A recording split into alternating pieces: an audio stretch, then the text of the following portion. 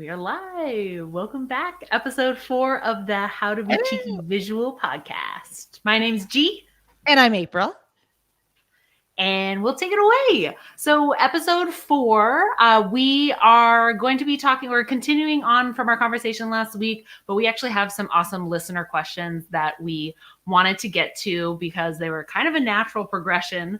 And they're about the idea phase and the beginning of starting your business. I think we can give some context because presumably not everyone will have watched last week's episode or listened to last week's episode. So just to give a little context, so G and I work with Cheeky Cocktails, bar quality syrups and juices for the home bartender, but everyone is a home bartender these days. So it's for everyone with a mouth, basically. And we've been receiving a lot of questions about entrepreneurship and how we started the business and challenges to growing a business, and how do you even get started if you have an idea and you don't have any experience or any connections in entrepreneurship? So we tackled some of that last week, a little bit of the founding story of Cheeky, and now we're going to go into some of the listener questions. And G is kind of going to play the role of the audience here, just so we can flesh this out in, I think, a sort of in a sort of rational, structured sort of way. So G, do you want to get started? Yes. So first thing is back to idea phase. When you are kind of fielding an idea or you're possibly playing with a number of ideas, I think a lot of people who start businesses, maybe the first idea they think of isn't always the business they end up starting. So the question is, if you are in the idea phase or you're playing with multiple versions of a business idea or multiple business schemes that you might pursue, what are some of the concrete ways that you figure out an idea is worth pursuing? Right. So G, why don't we do this? Let's look at the example that you had mentioned from last week about the bottled cocktails. So G was for fun, basically for a cocktail competition. She had started making these bottled cocktails in Amsterdam, where she's living right now. And she started kind of hosting these parties, and she made a beautiful label and made a website for it. And all of these friends and peers were coming to her saying, oh my God, you've got to make this into an actual business.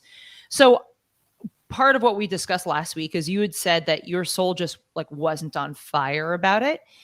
And so I think that that's probably the most important question you can ask yourself, no matter what your idea is. Let's just say again, it's a food or beverage consumer packaged good product. So a snack or a soup or a cocktail mixer company or something like that. It's a consumable that you will replenish pretty often.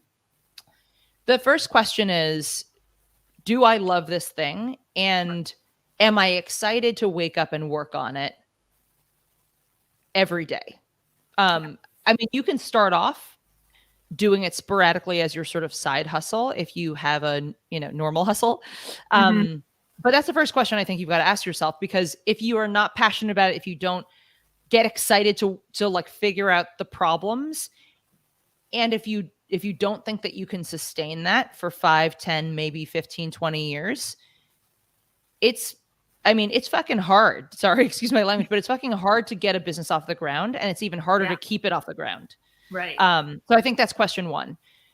Do you want to ask other sort of ancillary questions, like in the role of the aspirational entrepreneur or the potential freelancer who's trying to kind of get started with ideas?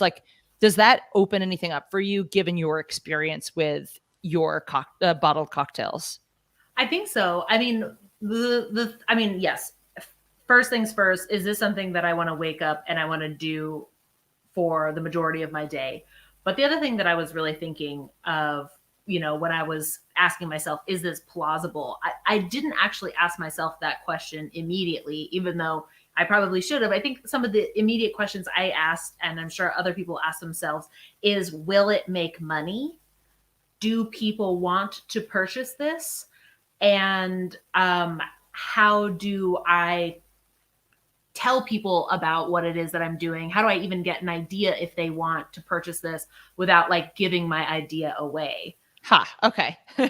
All right. So that's 12 questions in one right there. So let's go through this. Let's go through this from the start. And if you can help keep me on track, that would be super helpful. So The first question you'd said is how do I know people want it? Was that the first question? I think it was how will this make money? Right. Okay. So will this make Probably the money? first. That's a Yeah. great question. And that is fundamental to a business. Right. If it's a for-profit business, you need to make money to sustain.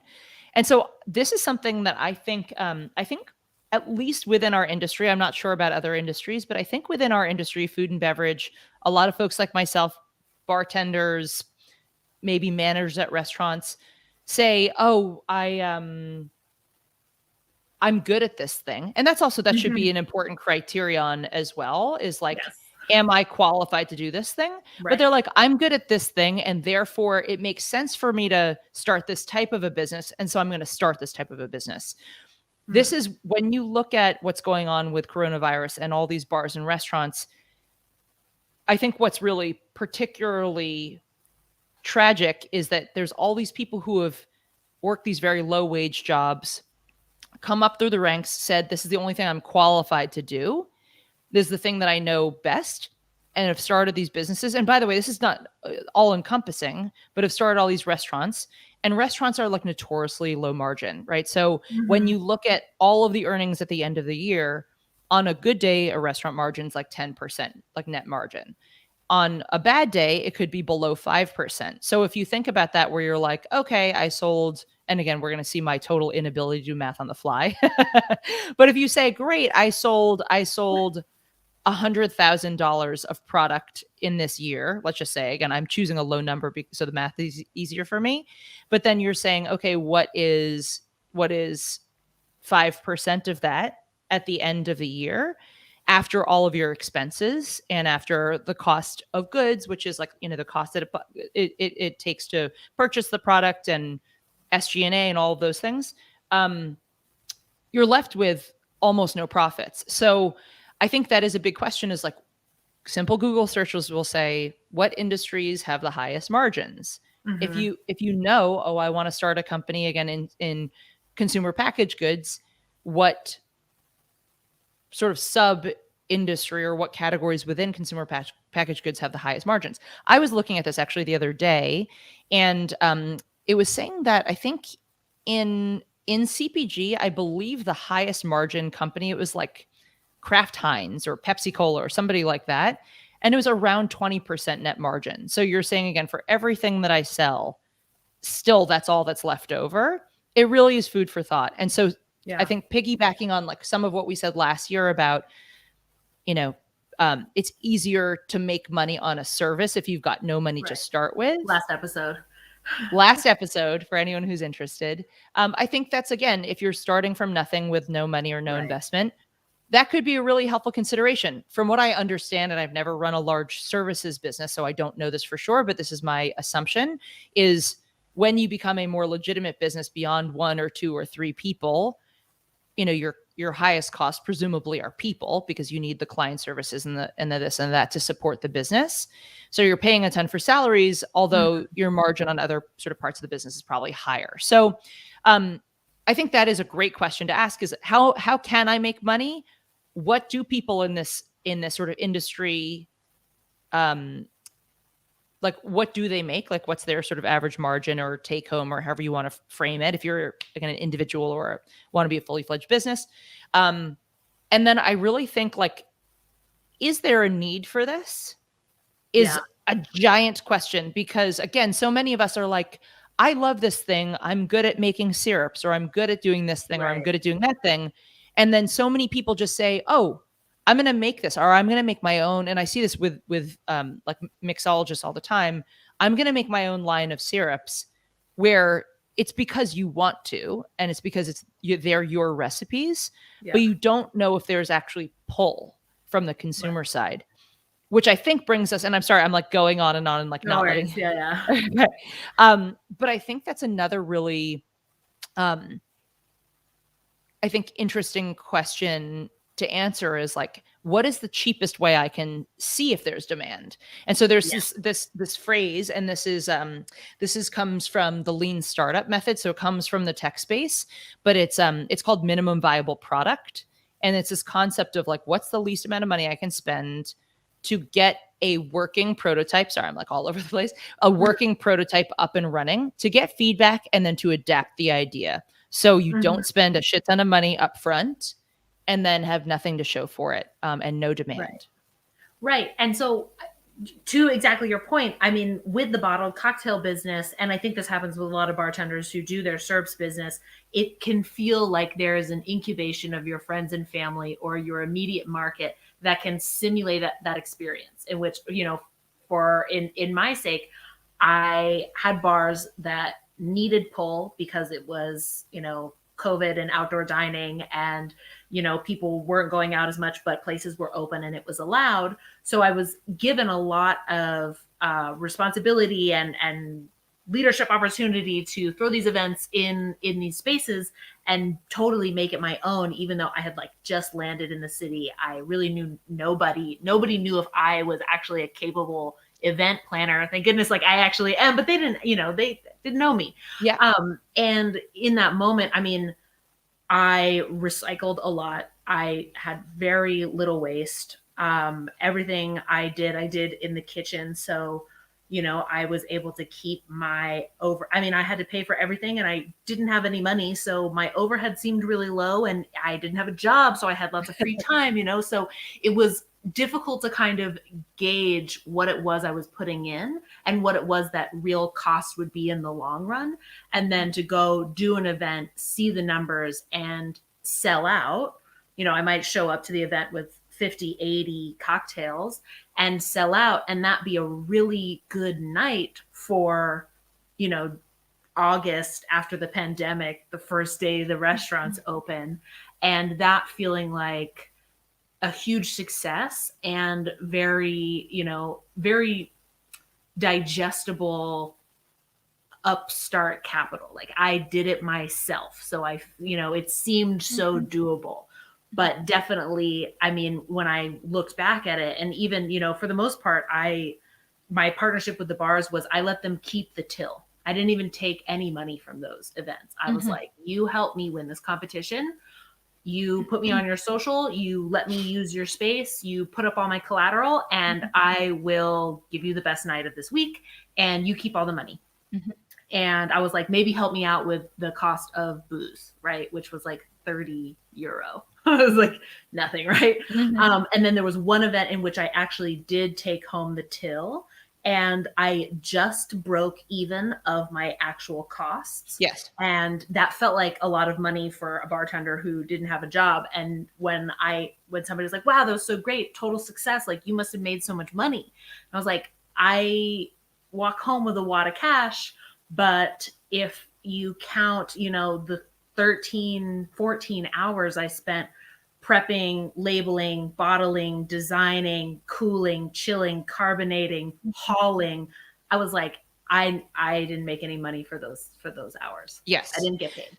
Yeah. So there's a lot of things kind of racing through my brain right now. The first of which is you basically classified that as a marketing expense.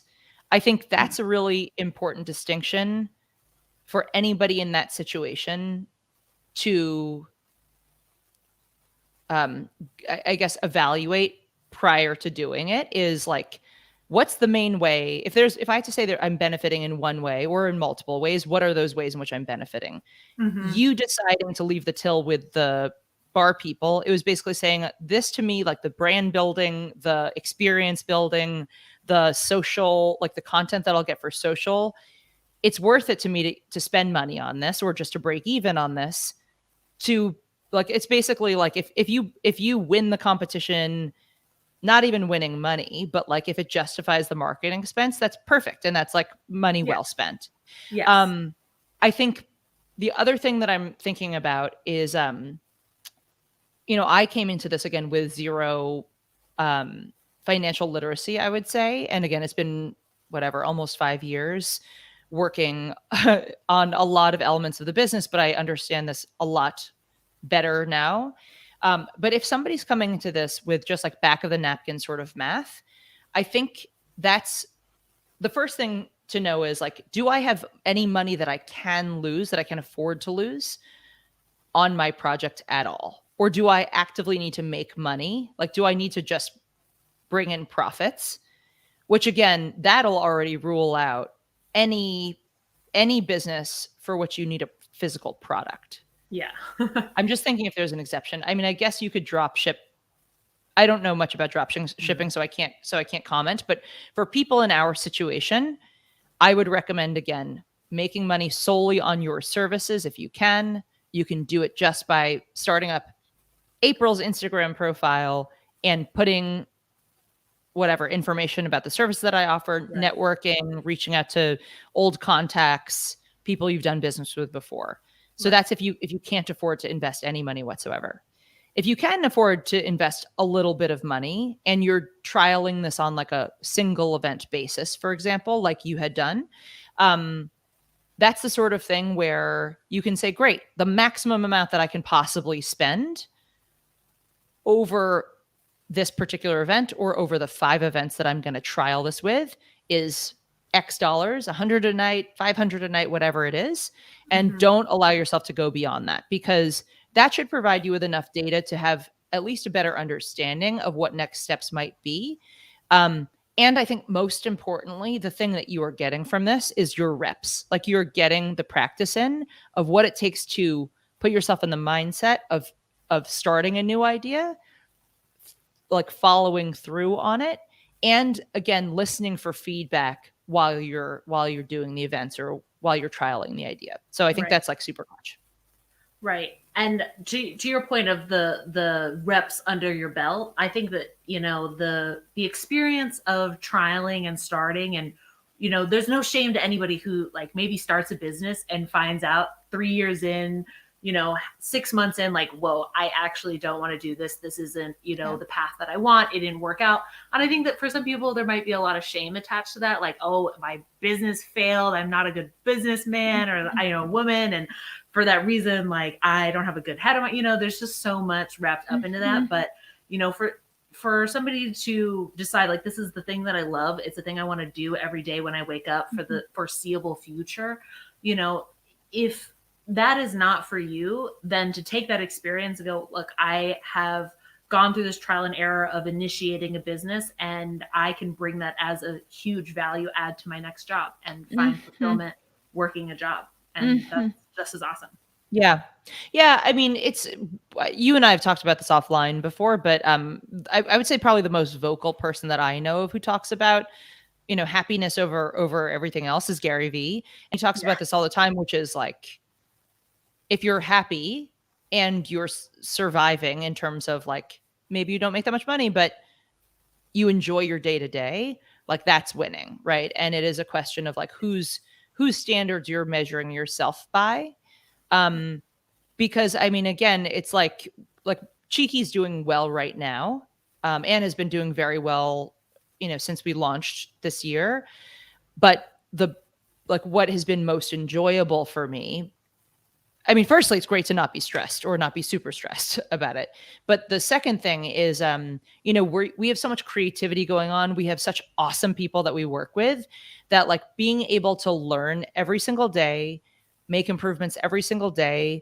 I mean, right now, and again, you can see behind me, and this is where I will for the foreseeable future be on the podcast. But I'm in Cheeky Studio right now, so we're filming videos, we're doing photography, we're editing, we're doing claymation, we're doing stop motion, but all the stuff we taught ourselves in the past year, really. Mhm. And so for me, it's like I don't have to be, like, you know, like ringing in the money, rolling in the dough to feel psyched about it. And I think if you can find that thing, that is the core key number one thing you've got to do, is find the stuff that you would do in your off time. And if you can make money doing it, do it. Don't you have a motivational statement by your desk? What does it say? By my desk. Oh, I think in front of your desk there is, I think I'm remembering this correctly. I was Oh, so the inspired ambition. by it. It says, find the thing you do while you're procrastinating Oh, and do that yes. for the rest of your life. Yes. I can actually, I can probably find it, but it's whatever. We can link below. But this was actually, I was actually taking a typography class on Skillshare, and the teacher, the Jessica Hiski, I forget her last name. But she does all these beautiful, like she does these really like affirmations and yeah, motivational quotes and things like that. And she had put together this beautiful quote, whereas I think it was um, the thing that you do in your off time is the thing you should probably be doing for the rest of your life or whatever. It's comparable Yeah. to what you said, but yeah, absolutely. Yeah. Awesome. Yeah. So that was the first question, and we're already like 25 minutes in. Okay. There's one question that I really want to make sure that we get to Yeah. because it burns in my mind like all the time. And it's that, I think a lot of people hear this or, see memes about this. I know I've seen a lot of like, boss bae, bad bitch memes that are like boss up in silence. Don't tell people what you're up to. Like, get all your gains, start your business, like, et cetera, like, get your life up and like tell no one, move in silence like a real gangsta.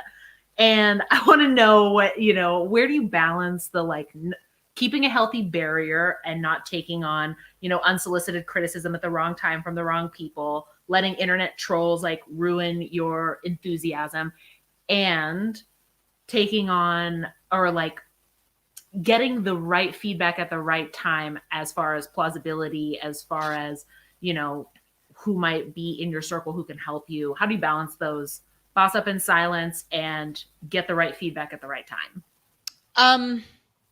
So the boss up in silence thing, I don't really get that. You're like, I don't do that. I don't get that. I boss up in your face at Yeah. full volume. No, but I really I think that if you I think that there's ideally you should always be learning. Like if you like that, right? But if you are continually learning, there's some of those learnings that you share and there's some of those learnings that you don't share. I think hearing that phrase from you, it sounds like a strategic plan. I get like, so for example, like with all these skills that I mentioned that we've acquired in the past year, I understand the value of developing them and then presenting them in one beautiful sort of one fell swoop. But I don't agree with that. That's not my personal strategy. I would rather showcase the process of learning and the process of curiosity and share the imperfections and share that process, because I feel like if our general ethos is to empower rather than what was the phrase? I think I'd said we want to inspire, not have people aspire to do this type of work. Mm-hmm. And for me, that's a big difference, which is like none of us are perfect. We're all constantly learning. We are going to take all the steps we possibly can to get better, right, if it's important. Right. And so I personally am kind of like, yeah, sure. Maybe I'll be a ninja at something and not tell people about it. But if it's something that I'm excited about, that's relevant to the stuff that we're doing, like bring that out always. So that's my response to that piece. And then I think that to the other element, I think if you are trying to start your own project, again, whether you describe yourself as a creative or an entrepreneur or a business person or a freelancer, we all have our sort of element of insecurity. And so the way that we react to people like unwanted feedback or criticism is directly related to our, insecurity or thin or thick skinnedness. Yeah. I mean, just if it's okay if I jump in. Please, yeah. Hearing you talk about this is one of those moments where I have to think on my childhood and be like, oh, like let me comfort the child in me that was like raised by Asian tiger parents and spent most of my life thinking like my I mean, I love my parents, they're great, but growing up, my dad literally would say to me, if you're not going to be the best, there's no point in doing it at all. Yeah. And that's that a was shitty message about everything, to the point where it got so extreme. It was like, if you're not going to be literally smarter, like it was like, you have to be so smart that you outsmart all your teachers and mentors to the point where you like shouldn't even go to school. Like that was his thing. It was like, you're like, you should be even too smart to even, put up with that teachers would try to teach you. That's so Asian, by the way. Dude. So the point, like I I'm literally also Asian, so I dropped out of school. Like I dropped out of school twice and still maintained a 4.7 because I was so brainwashed. Like I would like send in my exams, and just like not show up to school for months. I was voted like least seen on campus. I literally had enough, absences to drop fail every class, junior and senior year. It is like a pure privilege that I even passed through high school. But I was just like so arrogant that I was like, no, I'm not going to go to school, man. What can they teach me there? Yeah. And so now as an adult, I'm really having to reparent myself and go, gee, you are not the best and you must continue. Yeah. You are not going to literally win the Nobel Peace Prize for walking down the street, and yet you must still continue. Yeah. Okay, so this is bringing it back to like entrepreneurship. I think this is the beauty of the market, right? The fact that like your feeling about a thing, your feeling about the value of the idea is not going to make people buy it. And so I actually think that this is one of, no, serious. I actually think this is one of the most valuable lessons that I have learned in whatever the several years I've been doing this is you have to, at some point, and it took me years, but you have to, your ego and reality, at some point they separate. No, it's true. It's true. Yeah. Yeah. And I am very fortunate. Let me, I think maybe delve a little bit more deeply into this. Speaking frankly, and G, you know this, Swig and Swallow, the previous iteration of Cheeky Cocktails, we got some traction, but it was not remotely as successful as Cheeky has been in this past year. And we have not been around for a full year. And for years, I had thought that its success or failure was a true reflection on me and my intellect and my ability to make something successful. And fortunately, when I started taking this apart, and this is probably like, again, probably like a year and a half ago, where I was like, it might have been 2 years ago at this point, but do I want to keep doing this thing? In that process, I managed to surface the fact that I still love this. I still think there's tremendous value in creating a product that helps people connect better. I love the process of learning. I love the industry. I love the people we work with. I love the ability to have autonomy, like all these things. And so I managed to surface that. And with that, basically liberated myself from the, like, this is a measure of my success or failure, which then got me to the insight of, I can take all the learnings from the past 4 years. I can pull it all apart, put it back together in a different shape. And the different shape is, again, Cheeky, the new name, new product line, new labels, new business model, everything. And of course, I don't like it if somebody has a bad experience with us, but I don't take it personally in the same way that I did before. It's no longer like, oh, I don't love your product. And it's like, oh, you're talking about me. It's all of a sudden and again, all of a sudden, 2 years, 3 years ago, whatever, it's really like, oh, that's something we've got to fix because objectively it's the customer's experience, or there's multiple customers that are having the same experience. And yeah, legit, we need to fix the thing. Mm-hmm. So I think that that's, again, one of the most valuable rituals that you can go through and that you would go through to necessarily make a decent product that people want, is you have to listen to what they're saying, and you have to be able to discern and distinguish between what is troll talk, what is people just trying to blow you up in a positive way, and what is a common experience across your clientele. And that will help you get objective and split your ego off from reality.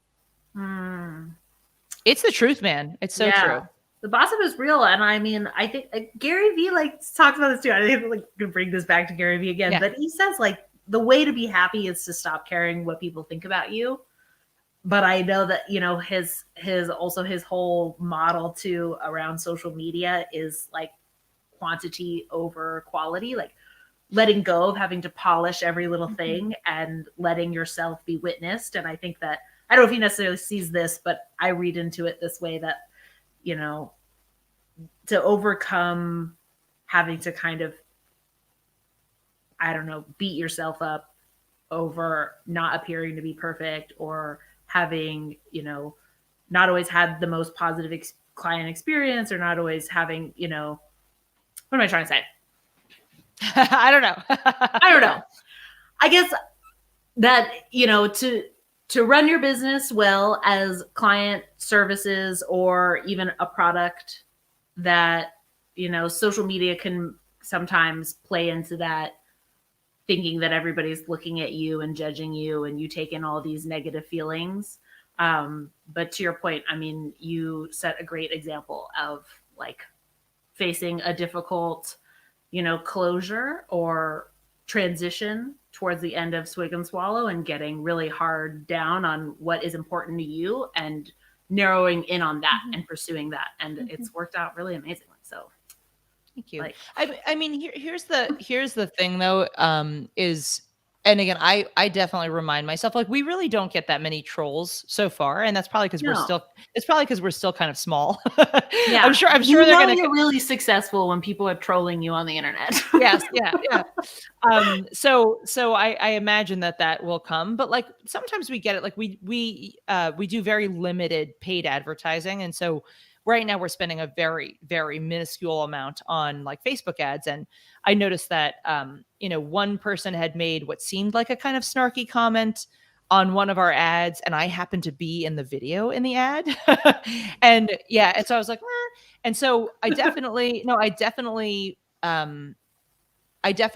have to remind myself sometimes that like if a stranger is trash talking on your social, if it's not directly related to the reality of like they are a customer of yours and they had a bad experience, Right. if it's just some rando who's never purchased stuff from you, like there's definitely, that's coming from somebody who's in a bad place themselves. And so that's I think one big consideration. Um, but again, I think that that's also the same thing because we're really on the theme of like, how do you start a business? How do you get out of your own way to start a business or Yeah. to just start any project of any kind? And I had this epiphany years ago, which I think what it is it's changing the language in your head from why me to why not me. Hmm. And in that, it seems like a small switch, but in that switch, is saying like it's the literal distinction between the two is saying I am just as worthy as the next person, Right. which comes back to again the insecurity thing. All that said though, I don't think everybody should be an entrepreneur or should be a like go out on their own kind of person. So it's not Mhm. to say that like you should do that or else you're wrong or not worthy or not, you know, you You don't don't measure love up. yourself if you're not starting a Right, business. right. Right. It's Yeah. right. It's nothing like that, but I do think that like we all have some trepidation starting things that we have never done before. Yeah. And sometimes it's again, it's by surrounding yourself with people who kind of squash you, which obviously you should not be doing. Mm-mm. But sometimes it's just your internal sort of monologue about um, like what is this going to cost me emotionally if I do it? And I think that just like being like, I'm good. I accept myself. I have as much of a chance as the next person empowers you and emboldens you to take that sort of first step. So I always say like if you're thinking about something, do it immediately. I mean, not again, not anything crazy, but if it's like, oh, I want to start an Instagram account to showcase my art, or if I want to like, I've never made a website for myself before and I think it's something I'd like to learn. It's like again, Squarespace, Shopify. There's a lot of different Wix. There's a lot of different ways you can do that with little to $0 invested, and get it out of the way, which again then makes you more confident that you can do it the next time. Right. So anyway, sorry, I've been talking forever. No, no, it's great. I mean, we are close to the end of our time, and I Yes. really love this message. I feel like I Yeah, feel warm, man. fuzzy about it. Yeah. Well, I mean, that's like that's the thing is I think looking at the time that we're in right now, there's obviously tremendous. I mean, it's not easy for anybody. I don't think there's a single human on the globe who'd be like I'm killing it, like happy, really I like don't know. psyched. There's Jeff Bezos. Yeah, but no, we're all affected Right. by this. But Yeah. again, on the flip side, and I think this is just so like exciting and so inspiring, is that in times of great disruption, there's tremendous opportunity. And we've talked about this before, but for anybody who was kind of just like stagnant and resting on their laurels, now is the time to start exploring the things that you thought you never could do, or you put on the back burner and were like waiting for a better time, or again, you just like didn't even allow yourself to dream about. So I find so much like optimism and inspiration right now. So anyway, so I would love to always continue to share that because, sometimes you need other people to kind of point it out to see it. Yeah. That's a vibe. That's a That's vibe. the vibe. That's the vibe. That's what we about on the How to Be Cheeky Visual podcast. Like, you are worthy. You are You legit. are. Chase your You dreams. are. Like, no better time than now. Why not you? Why not Yes. you? Yes. So in Yeah. agreement. So in agreement. Oh. Well, so G, thank you again so much for asking the questions on behalf of the audience. If there's anyone who wants to ask other questions, I know we still have not gotten, we had a straight up logistics question about operations and hiring, which we did not get to today. So Next episode, promise. next episode. Cool. So if there's any other questions again about getting started, about like growing from a single person company to multiple people, I think we've got now 7 people working for us, maybe.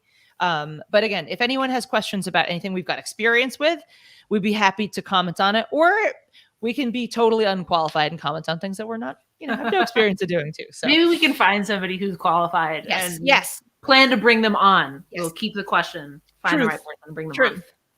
Truth. Awesome. Sweet. Thanks. Yay. Thank you. Thank you. It's been great. And thank you, everybody who's tuned in. See We'll see y'all you next week. next week. Okay. Bye.